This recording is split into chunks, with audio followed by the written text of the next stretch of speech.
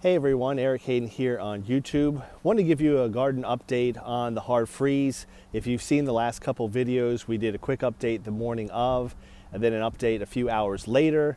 Then I showed you how the grass is starting to recover, and now we're just about 8 days after the hard freeze. You can still see the impacts on the roses.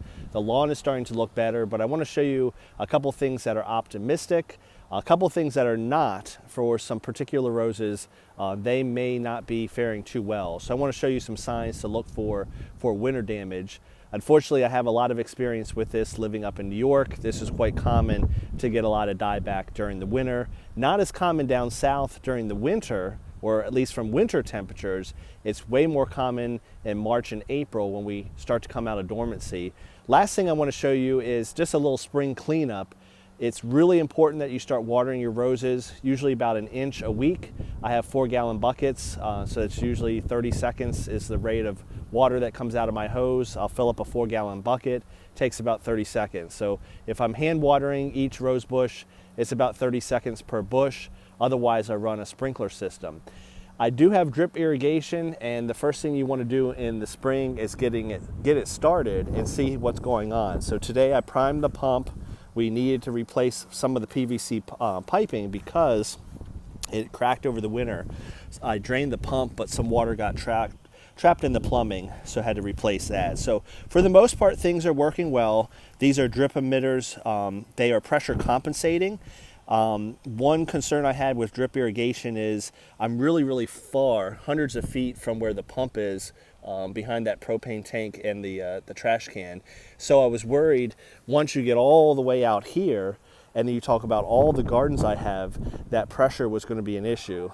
So I got the pressure compensating by those green flags there. We converted one of the sprinkler zones to drip irrigation, capped the rest of the zones, and then it covers all of the garden. The roses didn't look that good back when I did the drip irrigation, but if you look on my channel, you'll see how I laid everything out. You can see some of the black plumbing on the edges of the garden, but all of them are under the control of drip irrigation, even the climbing roses there as well. So one thing you do when you install the drip is you might want to flush it in the spring, or just kind of give a visual inspection. You know, ones like that are really close to the rows. They're looking really good. Some of them have been knocked over, you know, when I've been weeding or just doing different things in the garden. So you want to go around and make sure everything is okay. Obviously, this one I moved out of the way. It's in the middle of the garden. So I just need to, you know, move these around, put them over by the base of the rows, and then, you know, make sure everything's running right. On first inspection, it seemed like we were good to go, but then I saw this. Obviously, I hit it at some point. I try to be leery of digging in the garden much, but obviously we sprang a leak here, and the main drip line goes down the middle of this bed, but it should not be shooting out like that. So I've got some more plumbing fixes to do here over the next couple days, but that's why you test things out. As far as the roses go, again, some of them look terrible. I'm going to start cutting the dead back. I'm not overly concerned with some of this tender vegetation because it will not result in the loss of the bush. It just looks terrible now. It almost looks like a spray burn if you've ever fertilized too much or sprayed too many chemicals, either during the sun or at a high rate. It looks like this. So they do look terrible, but none of this means the bush is dying. What I will become more concerned with is these canes that are dead. So this whole cane is dead. And it's not just because of the leaves at the end, but it's all the way back here. So I'm going to have to cut low on this. If I see a lot of this, that's when I'll be concerned.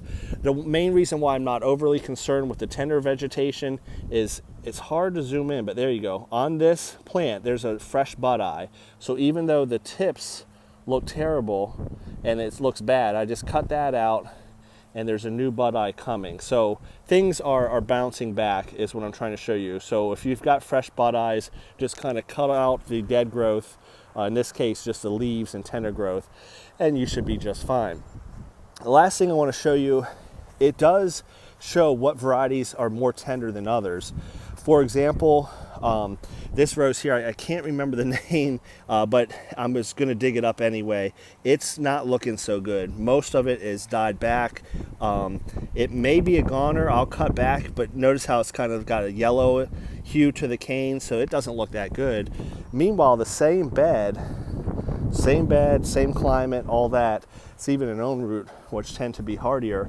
These own roots back here, Folklore and European Touch, much hardier.